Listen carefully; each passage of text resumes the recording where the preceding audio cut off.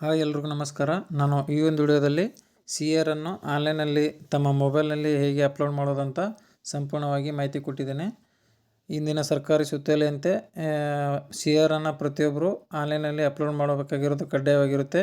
ನಾವು ಈ ಹಿಂದೆ CAರನ್ನು ಮ್ಯಾನ್ಯಲಲ್ಲಿ ಬರೆದು ಕೊಡ್ತಾ ಇದ್ದೀವಿ. ಆದರೆ ಈಗ ಮೊಬೈಲಲ್ಲಿ ಆನ್ಲೈನಲ್ಲಿ ಅಪ್ಲೋಡ್ ಮಾಡೋಕ್ಕೆ ಆಪ್ಷನ್ ಕೊಟ್ಟಿದ್ದಾರೆ. ಹಾಗಾಗಿ ಕಡ್ಡಾಯವಾಗಿ ಪ್ರತಿಯೊಬ್ಬರು ಅಪ್ಲೋಡ್ ಮಾಡಲೇಬೇಕಾಗಿರುತ್ತೆ. ಅದನ್ನು ಹೇಗೆ ಅಪ್ಲೋಡ್ ಮಾಡೋದಂತ ಸ್ಟೆಪ್ ಬೈ ಸ್ಟೆಪ್ ಪ್ರತಿಯೊಂದು ಮಾಹಿತಿನೂ ಹೇಳ್ಕೊಟ್ಟಿದ್ದೀನಿ. ಈ ವಿಡಿಯೋನ ಕೊನೆವರೆಗೂ ನೋಡಿ, ಪ್ರತಿಯೊಂದು ನಿಮಗೆ ಅರ್ಥ ಆಗುತ್ತೆ. ಸದ್ಯಕ್ಕೆ ನೀವು CAರನ್ನು ಈ 4 ಅಂಶಗಳಿಗೆ ಮಾತ್ರ ಫಿಲ್ ಮಾಡೋಕ್ಕೆ ಅವಕಾಶ ಇದೆ. ಕರ್ತವ್ಯಗಳ ಸಂಕ್ಷಿಪ್ತ ವಿವರಣೆ, ಆಮೇಲೆ 2ರಲ್ಲಿ ಆತನ ಅಥವಾ ಆಕೆ ಸ್ವಯಂ ನಿಗದಿಪಡಿಸಿಕೊಂಡಿರುವ ಯಾವುದಾದ್ರೂ ಗುರಿಗಳು, B ಮಾಡಿರೋ ಯಾವುದಾದ್ರೂ ವಿಶೇಷ ಸಾಧನೆ, C ನಿರ್ಬಂಧಗಳು ಯಾವುದಾದ್ರೂ ಇದ್ದಲ್ಲಿ. ಇಷ್ಟು ಮಾಹಿತಿ ನೀವು ರೆಡಿ ಮಾಡಿಕೊಂಡ್ರೆ, ಟೈಪ್ ಮಾಡಿ ಇಟ್ಕೊಂಡ್ರೆ, ಅದನ್ನು ಕಾಪಿ ಪೇಸ್ಟ್ ಮಾಡಿಕೊಂಡ್ರೆ 1 ನಿಮಿಷದಲ್ಲಿ ಮಾಹಿತಿನ ಈ CAರನ್ನು ಆನ್ಲೈನಲ್ಲಿ ಅಪ್ಲೋಡ್ ಮಾಡ್ಬೋದು. ಇವಾಗ ಹೇಗೆ ಲಾಗಿನ್ ಆಗೋದಂತ ನೋಡೋದಾ? ಮೊದಲಿಗೆ ನಿಮ್ಮ ಕ್ರೋಮ್ ಬ್ರೌಸರ್ ಅಥವಾ ಯಾವುದಾದ್ರೂ ಬ್ರೌಸರ್ ಓಪನ್ ಮಾಡಿ, ಅಲ್ಲಿ epar.karnataka.gov.in ಅಂತ ಸರ್ಚ್ ಕೊಡಬೇಕಾಗುತ್ತೆ. ಸರ್ಚ್ ಕೊಟ್ಟರೆ ನಿಮಗೆ ಈ ರೀತಿ ಒಂದು ಇಂಟರ್ಫೇಸ್ ಓಪನ್ ಆಗುತ್ತೆ. ಇಲ್ಲಿ ನೋಡ್ಬೋದು ನೀವು enter email or mobile number ಅಂತ ಆಪ್ಷನ್ ಇದೆ ಹಾಕೋಕ್ಕೆ. ನಿಮ್ಮ ಮೊಬೈಲ್ ನಂಬರನ್ನು ಹಾಕಿ ಕೆಳಗಡೆ ಬಾಕ್ಸ್ ಕ್ಲಿಕ್ ಕೊಟ್ಟು ನೆಕ್ಸ್ಟ್ ಕೊಟ್ಟರೆ ನಿಮಗೆ ಈ ರೀತಿ 2 ಆಪ್ಷನ್ ಓಪನ್ ಆಗ್ತವೆ. OTP SMS, ಕೆಳಗಡೆ OTP ಆನ್ ಇಮೇಲ್ ಅಂತ. ನೀವು OTP SMS ಆಯ್ಕೆ ಮಾಡ್ಕೊಳ್ಳಿ. ಇಮೇಲ್ ಕೊಟ್ಟರೆ ಅದು OTP ಬರೋದು ಲೇಟ್ ಆಗುತ್ತೆ. ಹಾಗಾಗಿ OTP SMS ಆಯ್ಕೆ ಮಾಡಿಕೊಂಡು ನೆಕ್ಸ್ಟ್ ಕೊಟ್ಟರೆ ನಿಮ್ಮ ಒಂದು ರಿಜಿಸ್ಟರ್ ಮೊಬೈಲ್ಗೆ OTP ಬರುತ್ತೆ. OTPನ ಹಾಕಿ ನೆಕ್ಸ್ಟ್ ಕ್ಲಿಕ್ ಕೊಟ್ಟರೆ ನಿಮಗೆ CAR ಅಪ್ಲೋಡ್ ಮಾಡೋಕ್ಕೆ ಒಂದು ವೆಬ್ಸೈಟ್ ಓಪನ್ ಆಗುತ್ತೆ. ಮೊದಲಿಗೆ ಓಪನ್ ಆದಾಗ ಈ ರೀತಿ ಇಂಟರ್ಫೇಸ್ ಇರುತ್ತೆ, ನೋಡ್ಬೋದು. ನಿಮ್ಮ ಒಂದು ಪ್ರೊಫೈಲ್ ಮಾಹಿತಿ ಇರುತ್ತೆ. ಇಲ್ಲಿ ಕೆಳಗಡೆ unified inbox, all India or central services, state services. ನೀವು ಪ್ರತಿಯೊಬ್ಬರು ಸ್ಟೇಟ್ ಗೌರ್ಮೆಂಟ್ ನೌಕರಾಗಿರೋದ್ರಿಂದ ಸ್ಟೇಟ್ ಸರ್ವಿಸಸನ್ನು ಕ್ಲಿಕ್ ಮಾಡಿ. ಕ್ಲಿಕ್ ಮಾಡಿದ ಮೇಲೆ ಒಂದು ಪಾಪಪ್ ಮೆನು ಓಪನ್ ಆಗುತ್ತೆ. ಅದನ್ನು ಕ್ಲಿಕ್ ಮಾಡಿ ಓಕೆ ಕೊಡಿ. ಓಕೆ ಕೊಟ್ಟ ಮೇಲೆ ಈ ರೀತಿ ಡ್ಯಾಶ್ಬೋರ್ಡ್ ಓಪನ್ ಆಗುತ್ತೆ ನಿಮಗೆ.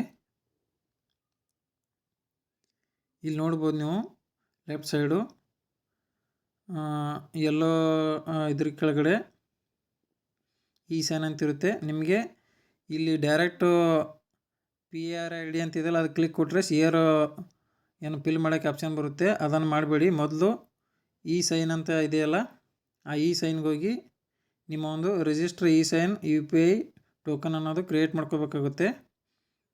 ಮೊದಲಿಗೆ ನೀವು ಈ ವೆಬ್ಸೈಟ್ ಓಪನ್ ಆದ ತಕ್ಷಣ ಇದು register E-sign UID token create ಮಾಡ್ಕೊಳ್ಬೇಕು.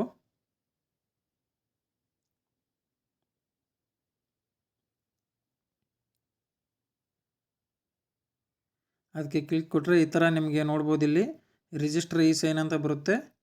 ಆ ರಿಜಿಸ್ಟರ್ ಇ-ಸೈನ್ ಕ್ಲಿಕ್ ಕೊಟ್ಟರೆ ನಿಮಗೆ ಈ ರೀತಿ ಏನು ಆಧಾರ್ ಗೈಡ್ಲೈನ್ಸ್ ಇರ್ತವೆ ಅವೆಲ್ಲ ಬರ್ತವೆ. ಈ ಕೆಳಗಡೆ 2 ಬಾಕ್ಸ್ ಇದೆ ನೋಡಿ, ಇದು ಈ ಬಾಕ್ಸು ಕ್ಲಿಕ್ ಕೊಡಿ. ಕ್ಲಿಕ್ ಕೊಟ್ಟು ಮೇಲ್ಗಡೆ ಅದು OTP ಆಟೋಮೆಟಿಕ್ ಸೆಲೆಕ್ಟ್ ಆಗಿರುತ್ತೆ. ಓಕೆ ಕೊಡಿ.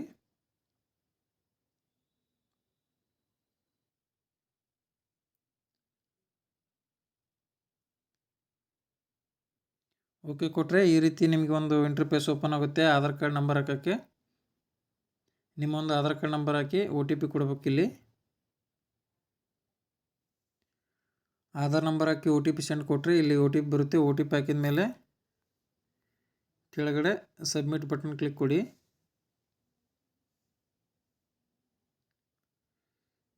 ಸಬ್ಮಿಟ್ ಕ್ಲಿಕ್ ಕೊಟ್ಟರೆ ನಿಮ್ಮ ಈ ಸೈನ್ ಅನ್ನೋದು ಕಂಪ್ಲೀಟ್ ಆಗುತ್ತೆ.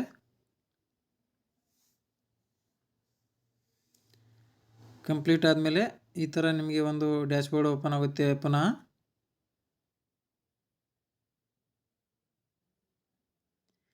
ಇಲ್ಲಿ ನೀವು ನೋಡ್ಬೋದು, ಮೊದಲಿಗೆ ಇನ್ಬಾಕ್ಸ್ ಅಂತ ಇದೆಯಲ್ಲ ಲೆಫ್ಟ್ ಸೈಡು, ಇನ್ಬಾಕ್ಸಿಗೆ ಕ್ಲಿಕ್ ಕೊಡಬೇಕು. ಕ್ಲಿಕ್ ಕೊಟ್ಟು ಇಲ್ಲಿ ಸರ್ವಿಸ್ ಇನ್ಬಾಕ್ಸ್ ಅಂತ ಇದೆಯಲ್ಲ ಅದಕ್ಕೆ ಕ್ಲಿಕ್ ಕೊಡಬೇಕು. ಈ ಸೈನ್ ಮಾಡ್ಕೊಂಡಾದ್ಮೇಲೆ ಇದು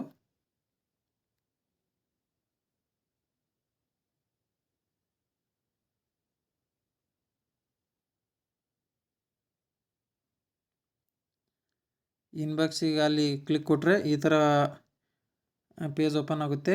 ಇಲ್ಲಿ ನೋಡ್ಬೋದು ನೀವು PAR ID ಅಂತಿದೆಯಲ್ಲ, ಆ PAR IDಗೆ ಕ್ಲಿಕ್ ಕೊಡ್ಬೇಕು. ನೀವು ಕ್ಲಿಕ್ ಕೊಟ್ಟರೆ ನಿಮಗೆ CR ಅನ್ನೋದು ಫಿಲ್ ಮಾಡೋಕ್ಕೆ ಬರುತ್ತೆ.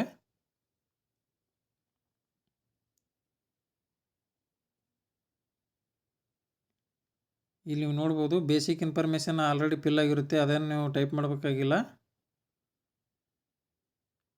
ಈಗ ನೀವು ಜಸ್ಟು ಸೆಲ್ಫ್ ಅಪ್ರಿಷಿಯಲ್ ಅಂತಿದೆಯಲ್ಲ ಅದನ್ನು ಫಿಲ್ ಮಾಡಬೇಕಾಗಿರುತ್ತೆ. ಇಲ್ಲಿ ಆವಾಗಲೇ ನಿಮಗೆ ಸ್ಟಾರ್ಟಿಂಗಲ್ಲಿ ತೋರಿಸಿದ್ದೆ ಕರ್ತವ್ಯಗಳ ಸಂಕ್ಷಿಪ್ತ ವಿವರಣೆ, ಆಮೇಲೆ ಇದೇನು 4 ಆಪ್ಷನ್ ಹೇಳಿದ್ದೆ ಅವು ಇಷ್ಟು ಫಿಲ್ ಮಾಡಿಕೊಂಡ್ರೆ ನೀವು ಮೊದಲೇ ಮಾಹಿತಿ ರೆಡಿ ಮಾಡಿ ಇಟ್ಕೊಂಡ್ರೆ ಇಲ್ಲಿ ಜಸ್ಟ್ ಕಾಪಿ ಪೇಸ್ಟ್ ಮಾಡಿ ಸಬ್ಮಿಟ್ ಕೊಟ್ಟರೆ ಆಗುತ್ತೆ.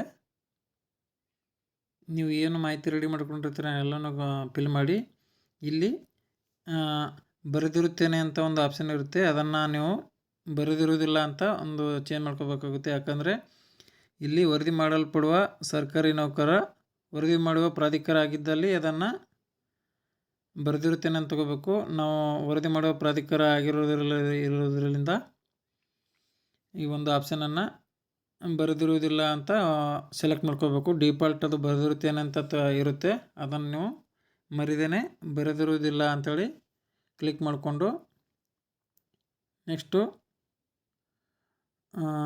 ಸೆಂಡ್ ಟು ರಿಪೋರ್ಟಿಂಗ್ ಅಥಾರಿಟಿಗೆ ಸೆಂಡ್ ಮಾಡಬೇಕಾಗುತ್ತೆ.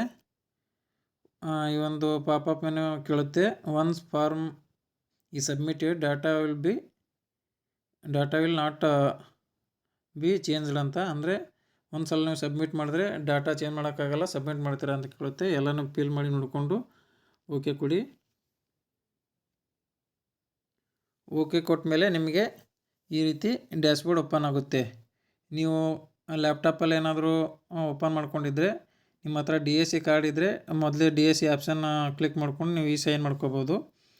ನೀವು ಮೊಬೈಲಲ್ಲಿ ಅಥವಾ ನಿಮ್ಮ ಹತ್ರ DSC ಕಾರ್ಡ್ ಇಲ್ಲ ಅಂದರೆ ನೀವು ಇಲ್ಲಿ 2ನೇ ಆಪ್ಷನ್ ಇದೆ ನೋಡಿ, ಹಸ್ತಾಕ್ಷರ ಅಂತ, ಈ ಒಂದು ಆಪ್ಷನ್ಗೆ ಕ್ಲಿಕ್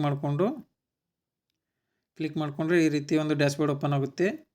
ಇಲ್ಲಿ ನೀವು OTP ಆಟೋಮೆಟಿಕ್ ಸೆಲೆಕ್ಟ್ ಆಗಿರುತ್ತೆ. ಅದು ಇಲ್ಲಿ enter last 3 digit of your Aadhaar ಅಂತ, ನಿಮ್ಮ ಒಂದು ಆಧಾರ್ನ ಕೊನೆಯ 3 ಸಂಖ್ಯೆ ಕ್ಲಿಕ್ ಮಾಡಿಕೊಂಡು 3 ಸಂಖ್ಯೆ ಹಾಕಿ ಕೆಳಗಡೆ ಇಲ್ಲಿ ಬಾಕ್ಸ್ ಕ್ಲಿಕ್ ಮಾಡಬೇಕಾಗುತ್ತೆ.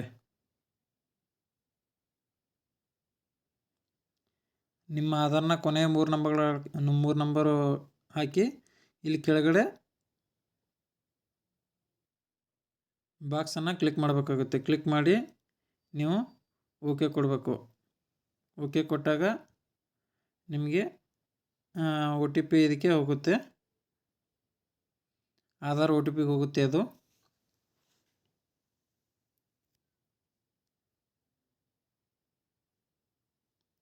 ಇಲ್ಲಿ ಆಧಾರ್ ನಂಬರ್ ಆಟೋಮೆಟಿಕ್ ತೊಗೊಂಡಿರುತ್ತೆ. ಅದು ನೀವು ಜಸ್ಟ್ ಗೆಟ್ OTP ಅಂತ ಕ್ಲಿಕ್ ಕೊಟ್ಟರೆ OTP ಬರುತ್ತೆ, OTP ಹಾಕಬೇಕು. ನಿಮ್ಮ ಒಂದು OTP ಹಾಕಿ ಸಬ್ಮಿಟ್ ಕೊಟ್ಟರೆ ಈ ಸೈನ್ ಅನ್ನೋದು ಕಂಪ್ಲೀಟ್ ಆಗುತ್ತೆ.